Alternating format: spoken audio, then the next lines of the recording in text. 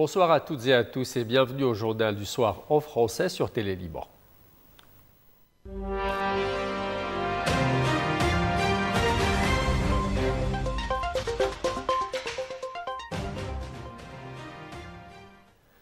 En visite au Liban, l'émissaire américain Tom Barrack a reçu lundi la réponse officielle de Beyrouth au plan américain sur le désarmement du Hezbollah. Il rappelle que Washington considère cette question comme une affaire intérieure libanaise, tout en affirmant que les États-Unis ne peuvent ni contraindre Israël ni garantir des résultats. Une tournée de haut niveau qui reflète les tensions et les équilibres régionaux. L'émissaire américain Tom Barrack est à Beyrouth pour discuter du désarmement du Hezbollah. Il a reçu la réponse officielle du Liban, la feuille de route américaine.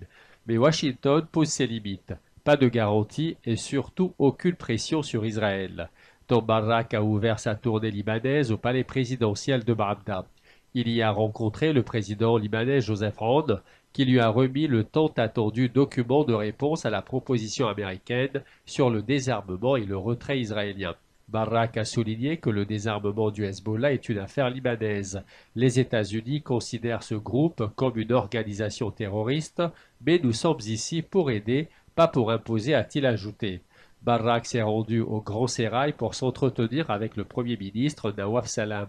Il a rappelé qu'aucune garantie ne peut être donnée concernant Israël et qu'aucune sanction n'est actuellement envisagée contre le Liban. Selon des sources américaines, chaque étape de la réponse libanaise est désormais encadrée par un calendrier sans pour autant donner de date fixe. Une précision qui semble avoir été bien reçue à Washington. Mais les tensions restent vives. Les États-Unis disent clairement qu'ils ne peuvent contraindre Israël qui refuse tout retrait sans désarmement total du Hezbollah. Une impasse que la diplomatie tente de contourner. Le diplomate poursuivra ses rencontres avec les différents officiels libanais, dont l'ancien chef du parti progressiste, Walid Jumblat, et le patriarche maronite Bshar al-Ra'i, ainsi que plusieurs députés dans une tentative d'élargir le consensus national sur une solution.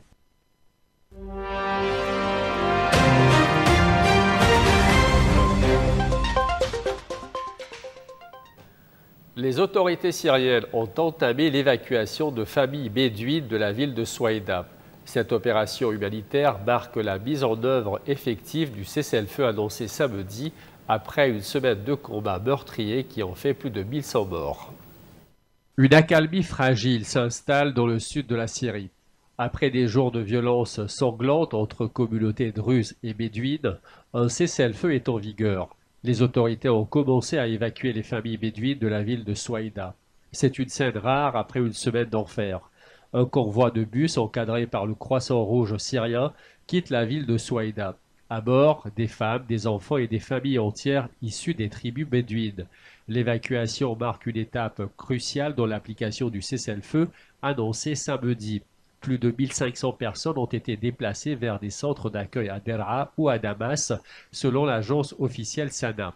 Les violences ont éclaté il y a une semaine entre Druzes et Bédouins avant que des tribus sunnites venues d'autres régions ne s'en mêlent.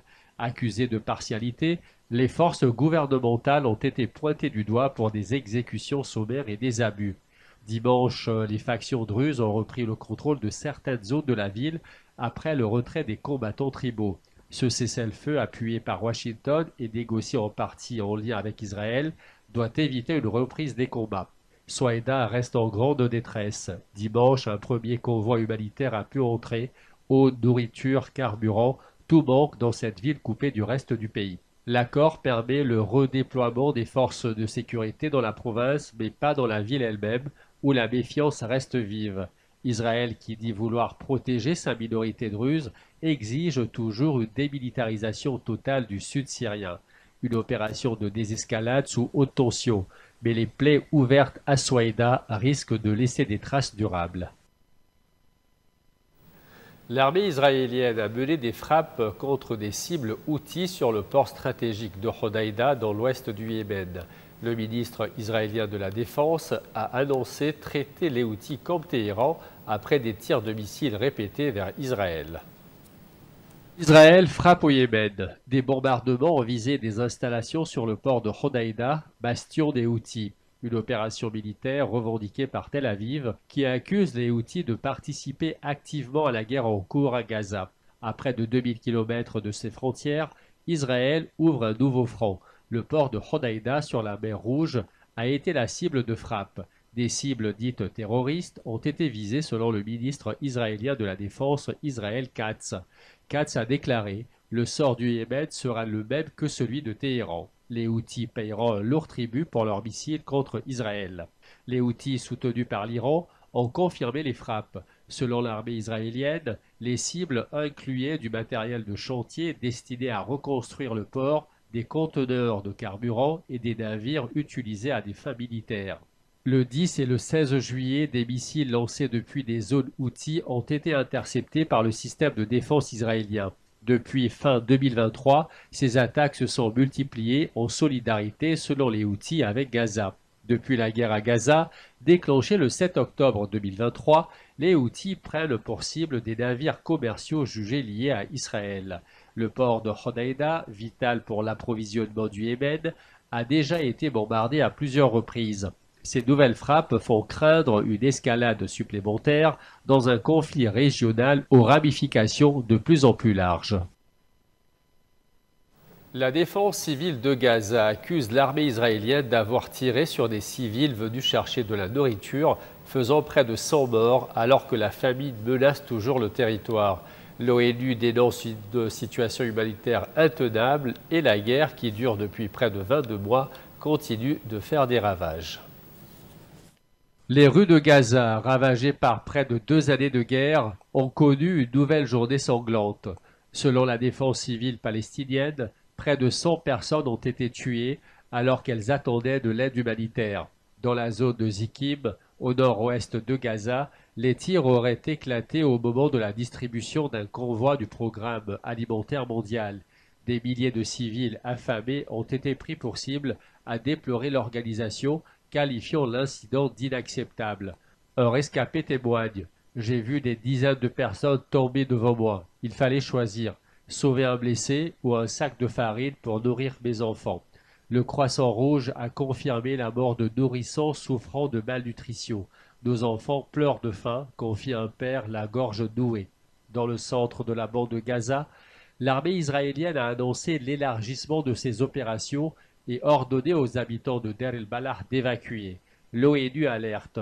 Ce nouvel ordre porte un coup fatal au dernier réseau alimentaire encore actif dans l'enclave. Les déplacés racontent. Ils nous ont largué des tracts, mais on ne sait pas où aller, il n'y a plus d'endroit sûr. Depuis le 7 octobre 2023, 1219 personnes ont été tuées côté israélien, principalement des civils. Côté palestinien, le bilan dépasse les 58 000 morts selon le ministère de la Santé de Gaza. Une spirale de violence et de désespoir sur fond de famine, d'exil et d'impasse politique. La communauté internationale, pour l'heure, reste impuissante.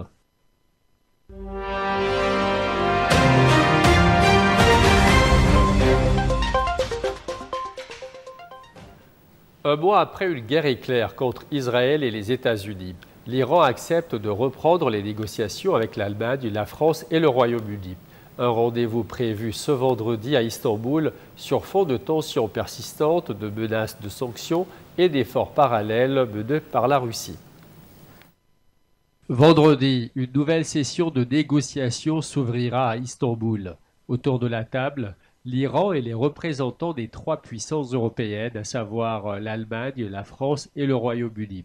L'objectif, tenter de relancer un dialogue interrompu depuis les bombardements menés par Israël et les États-Unis en juin dernier. Le 13 juin, Israël a lancé une attaque surprise contre l'Iran, tuant plusieurs hauts responsables du programme nucléaire. Quelques jours plus tard, les États-Unis ont visé 3 sites sensibles. Depuis, toute discussion était gelée. Dimanche, le chef de la diplomatie iranienne, Abbas Araghchi, a affirmé que son pays était prêt à une diplomatie réelle, réciproque et de bonne foi. En parallèle, Moscou tente de peser dans la balance. Vladimir Poutine a reçu à huis clos un proche du guide suprême iranien. Selon le Kremlin, la Russie souhaite une stabilisation de la région, mais refuse toute pression sur Téhéran. L'accord de 2015, censé encadrer le programme nucléaire iranien, est plus que jamais menacé.